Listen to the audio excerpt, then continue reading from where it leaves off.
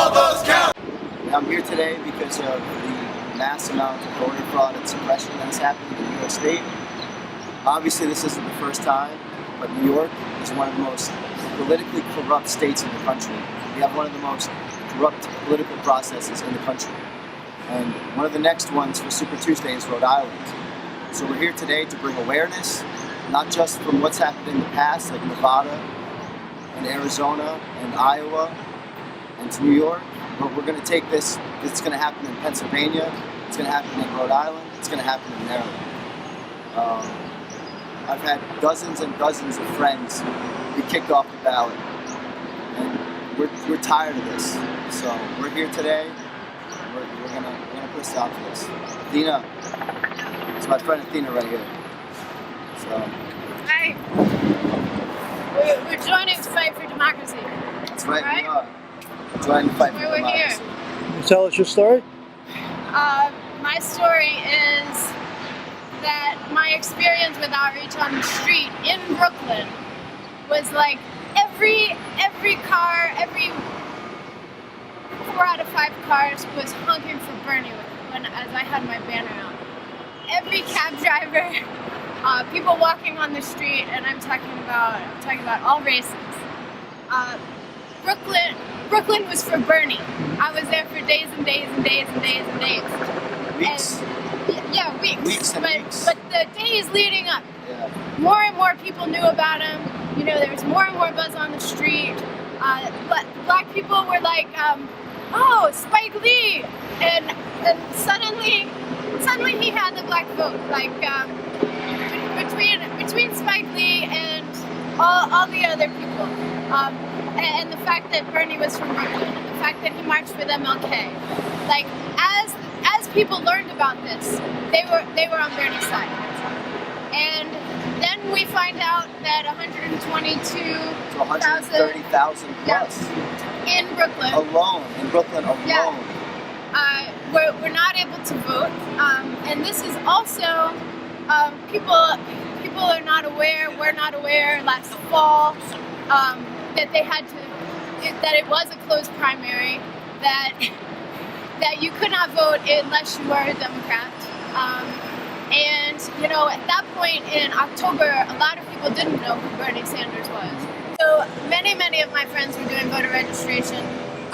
Many of them registered thousands. I had friends who are students at Hunter, and then 100 people they know at Hunter got in touch with them on Tuesday, election day, and said they weren't registered. That's right. So between the fact that people were kicked off, you know, when they were registered Democrats, that the other people who registered to vote did not get processed, and then so much. And on top of that, yeah. I had actual email screenshot and actual conversations from people who are working in the polling sites just in our northern counties in Westchester County. They had been directed by the Board of Elections in White Plains, which is right there in Westchester, in the heart of Westchester, to be rude, to be uninformative to the people who are trying to fill out affidavit ballots. I have proof on my cell phone of people telling me this, working at the polling locations, who are registered Republicans and Independents, who were there at that time, and they were telling me that the only time that they should give affidavit ballots is when someone pushes back, and only after they tell that they can get the police involved, which they are not allowed to do, and that is illegal. And so they were directed by people higher up. We need to find out where this is coming from and to what degree and what level. But I have solid circumstantial evidence that shows that this wasn't just an accident, that this was deliberate and this was meant to happen. And I was one of those people. I got over 1,000 people to register, but dozens and dozens and dozens and dozens of my friends and the people that I worked so hard to get registered were kicked off the ballot listed as a no. And that's absurd. That's just wrong on every single I was registering people in August, September, the very first week of October, in advance of the October 9th deadline. You think I didn't get my own registration changed to Democratic Party in time when I was doing that for other people? Yeah, right. So I handed in all those registrations at the Board of Elections. They claimed as late as March that mine still hadn't been processed or that it had been lost. They even had the temerity to imply that I was stupid for having mailed it in when it has a free, postage, the address of the Board of Elections, printed on the envelope. That's just baloney. And this happened to over 100,000 people. Right, they changed their registration, or they renew registrations in advance of the March 25th deadline. I personally registered 200 kids at City Tech Public University in downtown Brooklyn. I went back there the day of election day, right, Tuesday. I saw the same people who I had registered, some of them, and I asked them, "Did you go vote yet? Did you go vote yet?" And some of them told me, "Yeah, I did, but my vote wasn't counted." I handed in their registrations in advance of March 25th. I mean, if anybody thinks that this was just a coincidence, they're asleep. Okay. I mean, this election was stolen, and even if there's an investigation right now going on, or two investigations going on, it's really just for optics. The fact of the matter is, this was designed to slow the gears of the Sanders campaign, to give the impression that in all of the primaries coming up, including the ones on Tuesday, he's not a viable candidate, so people who are on the fence are not going to vote for him. This was a stolen election.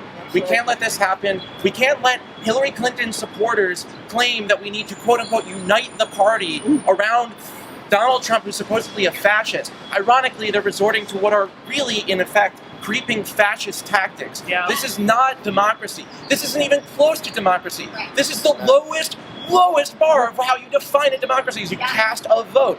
Even in Chile, I have friends in Chile, in South America. They had a fascist dictatorship until the early 1990s. They call this barbaric. My friends call this barbaric, okay? I mean, our standards have to be raised. Our expectations have to be raised. You see anybody who supports Hillary Clinton, you ask them how they can justify that. Yeah. In the wake of Arizona, in the wake of this, how do they justify that? They don't care. Frankly, she has not earned anybody's vote. She's not earned my vote. And in the general election in November, we all have to support Jill Stein, or we have to not vote. Yeah. Commissioner, with regard to the measures that you're taking, and I'll intrude on my own time with this, my perception is, and I realize that you may be looking at it differently, is that you're still putting the burden of proof as to eligibility on the back of the voter, that he must respond to one mailing or another. When in fact I think the fair, more reasonable approach might be to prove that he should not be on that list in the first place. Again, that's just my view. I have described this as the election from hell, and it may well have been. At least it was at my poll site. I'm not going to go. Which was where? 66 Frankfurt Street, which happens to be the same location where Scott Stringer had his press conference. Okay. So it's just up the block at Southbridge Towers, right across from the seaport. Now, I've been a poll worker since 2001. I've never complained about a coordinator until now. And I've had good coordinators and bad coordinators. Yeah, because I don't want to disparage someone without having an opportunity to talk to the person. I will simply relate what happened. Okay, fine. Okay, Thank you. just Thank you. one incident out of several, but it was the big one. We had 3 scanners. All of them, mysteriously, almost simultaneously, broke down. Now, that's the good news. The bad news was the reaction of the coordinator, who had what I can best describe as a meltdown. She became panicked, hysterical, crying, had no idea that there was an alternative emergency ballot procedure. Opening up the top door of the scanner, flipping down the silver lid, inserting the ballots, counting them later. So simple. She wouldn't do any of that. Now, on the premises was a friend and neighbor who happens to be a member of Community Board 1. I told him of the emergency procedure, gave him the same once-over lightly that I just mentioned here now. He called the Board of Elections, spoke to somebody at the top, gave his phone to the coordinator, and she cried some more. Now, voters were told while the machines were broken down, you can't vote, you cannot vote your ballot until the repairman comes. She went over to the table where I was sitting, told the poll workers, you are not to give out any new ballots until the repairman comes. The next group, I'm Susan Werner from Common Cause New York, and we facilitate the New York Voter Coalition. The next group of speakers are representatives of groups that are members of the New York Voter Coalition. What we tried to do is coordinate our presentation so that we highlight specific problems, but we have a second part of our presentation, which is we'd like to discuss solutions with you. Perhaps what would make sense is to go through the problems now so that the public who have other reported problems can have an opportunity to address you, and then we can come back and discuss some suggestions. My name is Julia Chung. I'm from the Minkwon Center for Community Action. We're a nonprofit based in Flushing, Queens, and we're also the lead organization for AP Voices, which is an 18-member coalition of Asian organizations working to improve civic engagement in New York City. And so, a few weeks ago, Minkwon Center, we started doing checks. We've done a lot of voter registration for newly naturalized, newly registered Asian Americans in the city, and so we did just a random spot check. And we chose 6 people out of the random group, and we found 2 were fine, their names were fine, their political affiliation was fine, everything was fine, but then 2 people were misspelled. Their names were misspelled, which was an easy fix. We have scans of all the people we registered, so we were able to call the board of election and get that fixed. But then there was 2 people who were completely gone from the voter rolls. And we're based in Queens, and so the majority of the community that we serve are in Queens. And a lot of the organizations that are part of AP Voice are also in Queens. And so I don't want this, so I want to highlight that this is not just a Brooklyn problem, this is also a Queens problem. Get as much press as Brooklyn, but Queens, our community is here and we really want to focus on that. And so just to focus on the people who are not on the rolls and the people who had misentered data. And so I just wanted to go through those 2 parts real quick. So we had a coalition member from Addie Carr, who's in Jackson Heights, and she had registered her mom, I'll speak really quick then. She had registered her mom, and her mom was missing from the voter rolls. And when she went to the poll sites, she was not on the rolls, and so she didn't vote, and she didn't know that she could vote by affidavit, and so she went home, and it was only when her daughter came home, found out she couldn't vote, that she dragged her mom back home and got her to vote. And another organization, Calca, they had delivered a stack of voter registration to the Campaign Finance Board. They scanned it in and said everything was okay, but 6 voters that were in that stack were not in the voter rolls. And so they were going through, talking to the Campaign Finance Board, talking to the Board of Election, trying to find out why these people were missing. And then for the people who had misentered data, there are people who had registered as Democrat, and the next thing you know that they were independent so they couldn't vote. And so this happened to multiple people, and multiple people in Woodside, in Jackson Heights, and Flushing. Thank you. Time's up. I am Kate Warren. I am a board member of the League of Women Voters, and I'm also a poll site coordinator. We had a regular telephone information service at the League going on Tuesday, and we heard the same complaints that you're very familiar with. But also, ballots not available. Now that's very different than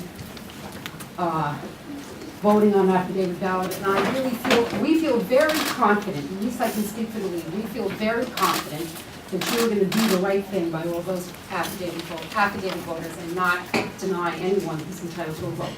But if someone doesn't get a ballot at all, if they're not offered an affidavit ballot, that is a disenfranchised voter. And we're very concerned about that. And we're also very concerned about poll sites that didn't open on time. Because, I know I heard publicly in certain places in the press that no voter was disenfranchised. But if a poll site doesn't open, or a voter is not offered an affidavit ballot at all, that voter is disenfranchised. That voter's vote isn't going to show up anywhere, not in the scanner and not in the affidavit ballot envelope.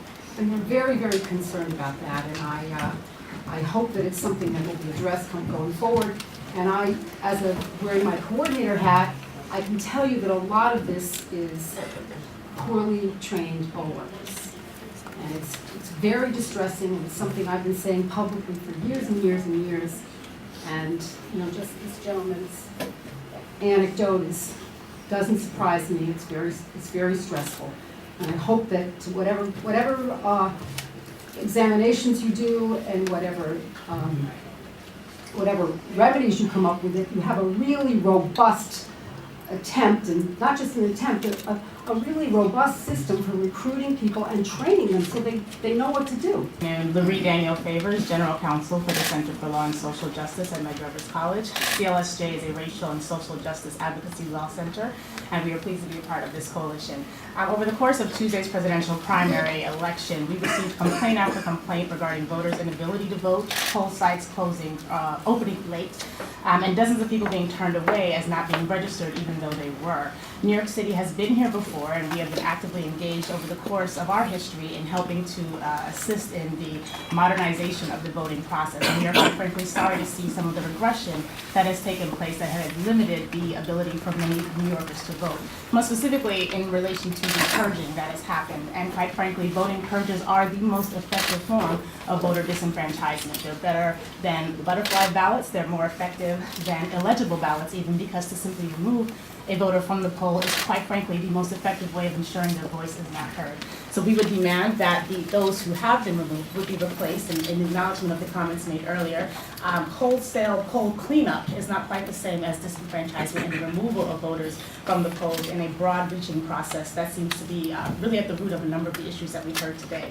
We have two situations in particular we'd like to report on in keeping with the earlier comments. Voters who showed up to vote, who were lifelong voters, who have been lifelong Democrats, who were either indicated showing up as independents and not able to vote, or who were registered or shown as registered online but not showing up in the book itself when they showed up at their poll site. And we would urge that many of the comments that have been made today and the later suggestions that will include solutions would be taken to a level of high priority, because we are, as you know, in a high election year, and think that this is one of the key forms of preventing New Yorkers from being able to participate in the vote.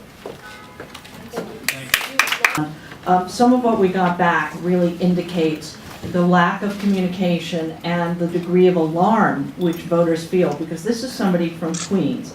I had a really upsetting experience yesterday. I went to my voting office with my husband. He was on the list, however, I was not. This was strange because we both used the same voting office to vote in 2012. She voted by affidavit, and then she found out, later that evening, I found out that my vote did not count because I was taken off the registered voter list. I feel my rights were taken away. I am worried I will not be able to vote in November. I'm also worried about all the voters that think they are registered and didn't come out to vote in the primary but want to vote in November. Someone needs to investigate.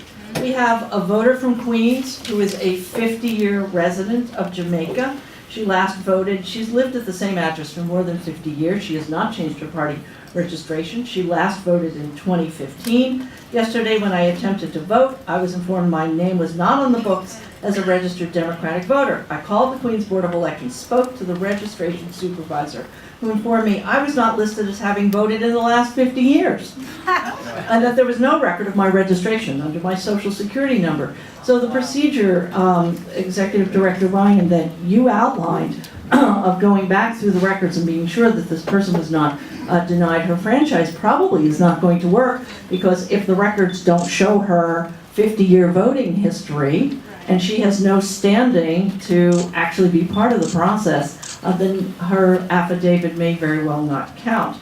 We heard from a number, yes, and we'll provide all of the information. And a lot of what I'm talking about will be up on our website starting tomorrow for people to be able to see. But the concerns are very, very real. Again, people who got to their voting place and it was not open. Or stories we have where the voting place was open, but the poll workers told them at 6 o'clock, we're not ready, come back later. And we also heard from people who were genuinely confused by the primary ballot. We got a lot of calls from people who said, I don't understand how this works. I don't understand why one candidate has more delegates than another candidate. I'm supposed to vote for 7, but this one has 5, that one has 6. What if I screw it up? Will that hurt my candidate? A lot of confusion. Some of the issues that we encountered, I was in contact with the board, with specifically Rachel Michael, throughout the day, and we resolved some of the issues. Some of the other issues that I wanted to bring to your attention. We had a voter in Confucius Plaza that wanted to vote in the special election, but not in the primary election. The poll worker informed them that no, if you want to vote in the special election, you must also vote in the presidential primary election, and refused to give him a ballot for the special election. He left the poll site, returned after speaking with us and demanded to vote in the special election. Only then was he allowed to vote in the special election. We had other voters that were ineligible to vote in the presidential primary election and were not given the special election ballot. We had a voter that came to vote at PS 130 in Chinatown. They were not found in the voter roll. They were given an affidavit ballot. As they were completing the affidavit ballot, the poll worker said, "Oh, wait a second, we found you in the voter roll." The voter said, "Great, let me vote like everybody else. Here's the affidavit ballot." The poll worker insisted, no, you already started filling out the affidavit ballot, it's too late. So you have to vote by affidavit ballot. There were so many issues around the special election and affidavit ballots, as other people mentioned. We were at those 5 poll sites and we interviewed 513 voters. I really shudder to think about all the voters that we didn't contact. These are just anecdotes, but speaking to the other groups in the coalition, it seems like this was a much larger problem. And I just wanted to close with this. In the Bronx, in Parkchester, we had one of our volunteers over there at these large apartment complexes. They vote in the basement there. There's very little lighting. The poll workers themselves had asked us to bring the attention to the board. There's not enough light. People can't see the ballot. The space is too small. People are waiting about 30-35 minutes to vote for this primary election. I really am scared about what's going to happen in November if those poll sites remain the same. We're going to write up our observations throughout the city, as we always do, in a detailed letter to you. So thank you. Thank you. Here is if the board is willing to commit to having every affidavit counted before election results are certified, to rectify the gross mistake of such invalid results cannot be certified with any faith. If your commitment to, quote, restore the confidence of the public is true, will the board commit to counting these ballots before certification of the results for the state convention? This is as an absolute baseline.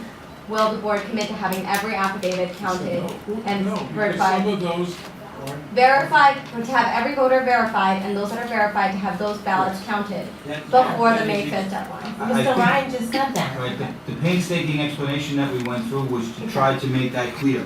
If it wasn't made clear, I will say potentially invalid will be scrutinized. John Plateau, Kings County Democrat. Alan Shulkin, Manhattan Democrat. Frederick Humane, Manhattan Republican. Lisa Gray, Richmond Republican. Simon Schmidt, Kings Republican. Michael Rendino, the Bronx County Republican. Michael Michelle, Queens Republican. Michael Ryan, Executive Director. Senior staff, executive Michael manager. Conisino, CRU. Yvonne Weaver, CRU. Troy Johnson, CRU. Nina M. Crispino, Director of Personnel. Kenneth Moulton, Council of Commissioners. Stephen Dankford, Council of Commissioners. Steve Richmond, General Counsel. Raphael Spino, Deputy General Counsel.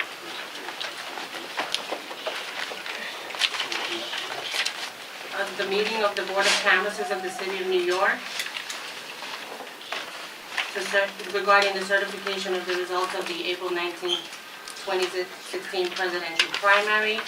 We have a motion to adjourn the certification, postpone the certification till Thursday at 3:30. Do I have a second? Second. And I went to war in 2007 for OIF and OEF, and I live in Bed-Stuy, Brooklyn. I came here today to talk about voter incident reporting that I took when I was volunteering at the Working Families Party. I received numerous calls, not even numerous calls, one after another, phone calls of people who couldn't get to vote, who were being turned away at the gates, who were being denied the opportunity to fill out an affidavit ballot.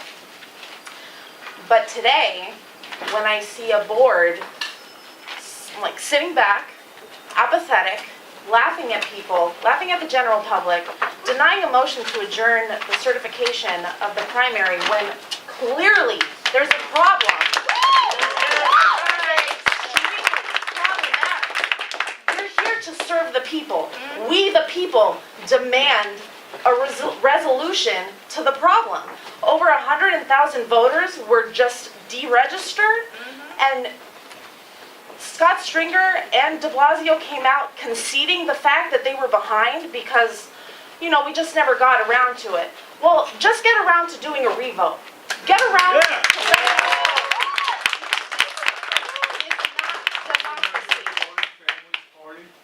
No, I am a Democrat. Okay. I registered on time. Okay, so you got to vote. I got to vote, but my brothers and sisters did not. I saw senior citizens who made arrangements to get to their polling location, turned around. They've been active Democrats, active Republicans. It had nothing to do with their party or who they were voting for. The fact that they were denied the right to vote undermines democracy. It undermines the fundamental principles of this nation.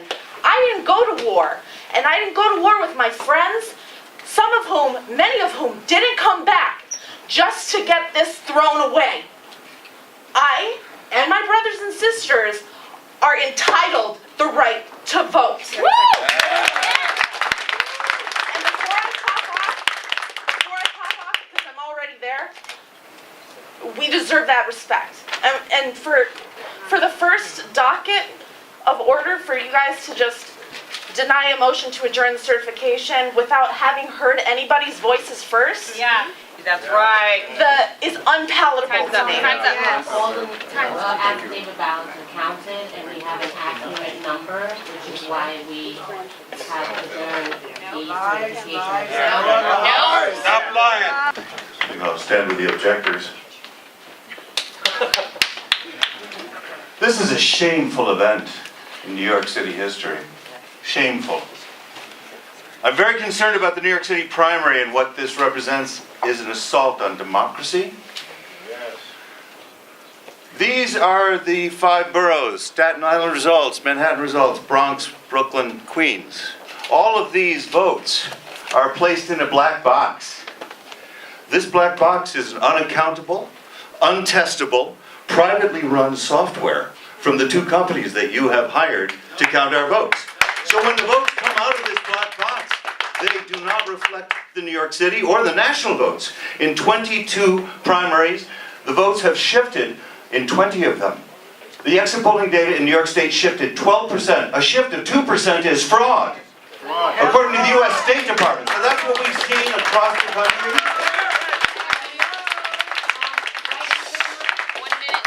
1 minute left. Richard Charnan, a mathematician, has been studying election data for years. You cannot speak directly into the mic. We can hear you. Step back. Can you hear me? Step back from the mic. Or we're going I'm to glad cut you off can the hear mic. me. I'll cut it off. So only the developers can see the software. Only the hired contractors can see the software. It's a completely untransparent process. This software is stealing votes. 30 seconds. I have 30 seconds. All I can say is this country can't survive much more of your kind of democracy. Thank you. You can identify yourself. Lisa Berry, first tenant of this land. And nobody seems to care that their vote was lost. There's no even thought about a revote. It's shocking to me. It's not democracy. I don't know what country I live in. I want to report, too, that when I went to vote, I was given misinformation by the gentleman who ran the entire polling place by telling me that if I didn't vote for 6 delegates, that none of the delegates would count. They would all be thrown out. I then got onto social media to let the world know, you better, vote for 6 delegates. And I was told that that was misinformation. I know many people who voted who were avid Bernie Sanders supporters who wound up voting for 2 and 3 Clinton delegates because they were told this information. I also found out that in different districts there were different amounts of delegates for Bernie Sanders. Some had 6, some had 5, and some had 6 and some had 5. Some people were told they had to have 6 or was going to be thrown out, some people 7. So I also want to say I was completely mistreated at the Varick Street Department of Board of Electors the last 2 days. There was enormous secrecy. They wouldn't let me stand. They wouldn't let me sit except for 2 feet away from the tables. I was there on behalf of a delegate. They called security because I was in the wrong part of the room that they didn't tell me about. The security guard held his hands up and wouldn't let me pass. I was told that I couldn't look at the ballots, even though I know the law is that I'm allowed to. And the next day, they did everything they could to prevent me into the room. And that is a disgrace. I felt like I wasn't a citizen. Thank you. I would like to talk about my experience as a poll worker. I'm a member of the public. Now, the public is allowed to be part of the audit process. Are you a poll watcher? Part of the Poll watcher. poll watcher, yeah. So I was a poll watcher. I was observing the process. It's an open process. This is supposed to be open to the public, and I was made to stand behind the ropes until I got a certification. So I got my certification, came back the next day. I checked out the the absentee ballots. People were. It was a bipartisan group. They were counting ballots, opening ballots in front of me. I was able to check out the tallies, but everything was great. They were polite, but when it came time to the affidavits, that's when I started seeing some secrecy. I was told I could not see where they were verifying ballots. Like ballots were being verified behind closed doors in another room. Like they were being counted in another room, they were being processed in another room, verified, and then they were brought into another room where we then got to see them be counted. But we only knew what was going to be. We only got to see the ones that were verified. So we're kind of curious. Where are the ones in the back room? Adele Hauer. I want to talk about my specific California. I went to re-register. I live here now in the state of New York this year, and I registered. Went to register before the March 25th deadline, and I was nervous because I've been following this election very closely and have been very aware, though CNN and the mainstream media isn't reporting about it. I'm very aware that there's been lots of problems with the elections, the primary elections and caucuses in other states.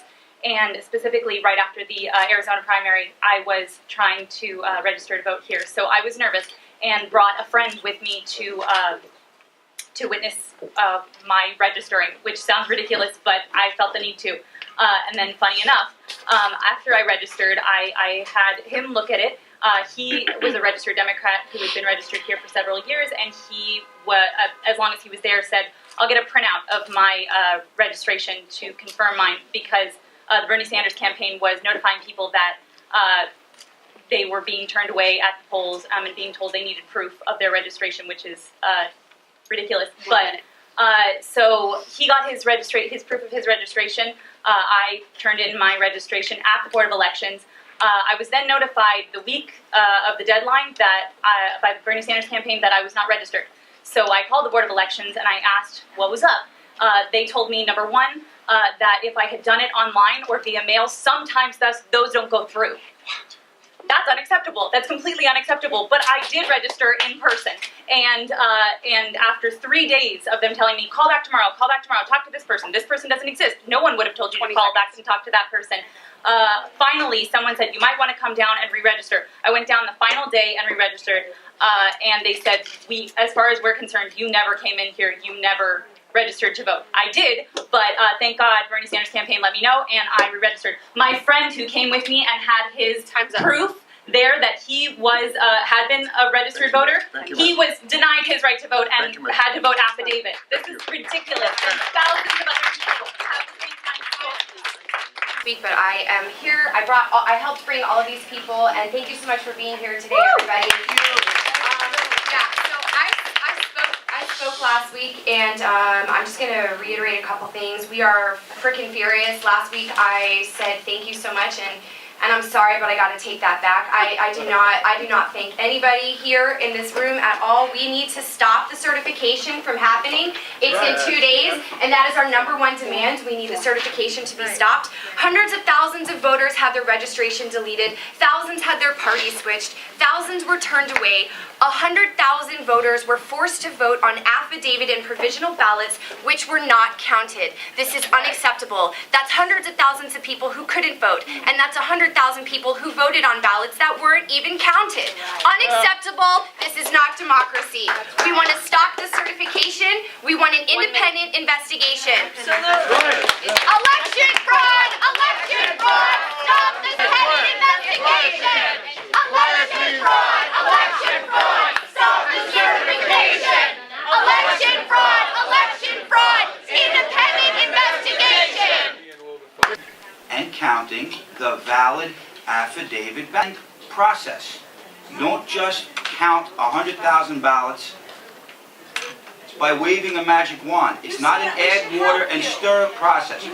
No speaking from the Right. floor. Sit down. So what I'm saying is, the information that the last speaker put out, that the 100,000 ballots plus are being thrown out, is simply not true. We're in the process of counting them now. We can't give you a number. How do you certify? How do you count votes where people didn't vote? We cannot. How do you count ballots when we're gonna people didn't vote? If you want a polite exchange and an explanation for what's going on, we'll do that. If you don't, and you I'm just want asking you a question. Miss, if you have to. Officer, can you escort her out? Right? If you want to shout I people made my down, point. then I you didn't get to vote. She didn't get to vote. I didn't get to vote in Brooklyn. Now. Come with me, please. How are you gonna count my vote? I didn't get to vote. has a right to say that. Yeah, she has a right to She has a right to vote. It's not her turn to Not anymore. It's not her turn to speak. Virginia, we're is that there is a process, and we are following the law, and we are going through the process of dealing with the affidavit ballots. This is the way it works. 1 week after the election is completed, by law, we begin to open the paper ballots. That is done in an open and public process. We had them in all 5 boroughs. Listen, I know that there's a lot of people out there that know the election process better than I do, and I appreciate that. But I'm going to try to let you know the process as I know it. Okay? We have an open process in all 5 boroughs. Representatives from each campaign can sit at the table and watch the ballots being opened, where the ballots are being opened and then ultimately tabulated, so that there is no interference. These people have to be able to work. We're in the process of doing all of that work, and it is quite cumbersome, and it is a piece of paper, envelope by envelope process. And that's the way elections have been certified in New York with respect to people who were not in the poll book since time immemorial. Now, the other thing is, and you need to understand this, the affidavit process exists for valid reasons. People may think it doesn't, but a full 40% or more of the population of the city of New York moves on an annual basis. If for some reason we don't get notified of that move, under Motor Voter, you can vote in the new place where you live, not where you were previously registered. If you show up there to vote and you're not in the book, that's not the fault of the Board of Elections. That is the fault of the voter that did not let the Board of Elections know they moved. We then give you an affidavit. Why? Because if you were previously registered somewhere else, and you now move to a new location, you get to vote by affidavit, and your vote will count, provided that you were duly registered at some location within the 5 boroughs of the city of New York. That is a valid aspect of this process. Whenever people vote by affidavit, we have to go through it envelope by envelope, ballot by ballot, because you can't automate the process. So while I appreciate everyone's frustration, keep this in mind. Typically, we have 3 weeks after an election to conduct a certification. Because of the timing of this election calendar, we're trying to compress that into 2 weeks. I have a screenshot from April 1st where I was a registered Democrat. All of my information was correct. On April 6th, I was no longer enrolled in a party. When I went to the Board of Elections, they told me that yes, I had filled out a form in 2013, that I guess I failed to check off party enrollment. However, this makes no sense that this change was made 2 weeks prior to the primary. Why wasn't this made in 2013? Why was my record touched 2 weeks before the primary? You were there last week, by the way. Yeah, I never spoke. Here to pretty much expose a fraudulent systemic practice in the counting of your mail-in ballots at the BOE office of Queens. Upon going in as a volunteer witness last week, there are 3 steps to the process. Correct me where I'm wrong, but don't make it long. A, B, C. A, you open up the mail-in ballots. B, you scan the ballots for the counting. And then C, if something's damaged, you correct it, and then you scan it in. Fairly simple, straightforward. That should be transparent and very visible. What was actually going on was that between A and B, ballots were being carted into a middle room, a corridor room, and they were being locked out of sight. We don't know exactly how many ballots were affected in this way, where they were being spit out through the other side, of which I could not see, and then scanned in to these scan machines. Now, there were 6 tables, 2 employees each. We figured these trays are around 400 envelopes per tray. So, what, 2,400 envelopes within an hour or so processed, right? If you do that within 10 hours and then a couple of days, we're talking about tens of thousands of ballots that were not visible in the process. They're completely obstructed from my view and others' views, other people's views. This is fraud. Right? This is corruption. You guys should do something very seriously about this. 30 seconds. We're closing at 5 o'clock, so we should... I understand that you're concerned about 5 o'clock. 30 seconds. 2 minutes and your I minute think we should bring the U.S. Attorney over here and have you guys looked into. We need the U.S. Attorney here now. First observation came during my poll worker training. I don't know how serious this is, but it just rankled me. So I was informed that poll watchers are supposed to be composed of bipartisan teams of Republicans and Democrats to ensure no partisan bias. And they poll workers. Yeah. And then I was also told that sometimes there's shortfalls of Republicans, so that if they would just arbitrarily assign me as a Republican, I should accept that and not contest it, because otherwise people might ask questions. Then I was assigned as an R inspector, and I felt a bit uncomfortable about that. And I would hope that if this is an important concern, that before the general election, that this is corrected. Because I'm a registered Democrat. Sorry? Manhattan. So that was my first observation, which was a little troubling before the election actually started. Then during election day, there were a lot of misinformation and kind of confusion about how to actually vote. So there were people wanted to know how to vote for delegates, and I don't know how important this is. I was still a little confused. The direction said choose any 6. One poll worker said choose exactly 1. Another poll worker said choose exactly 6. When I called the Board of Elections, the first person didn't know, but the second person said choose up to 6. So I'm a little confused about what the instructions were. So that's the second thing. Did you look on the ballot? It says choose any 6. So that for me it was very clear I would choose 6. Okay. Is it up to 6 or is it exactly 6? Any 6 or none. Or none. We can't make you vote for people. Correct. So it's up to 6. Up to 6 is different than 6. Correct, but you vote for any 6 means you cannot exceed 6. That's clear to me now. We can't force you to vote for delegates if you don't want to vote for them. All I'm saying is there was confusion and there was 3 different sets of instructions being given. So that's just... All right. Thank you.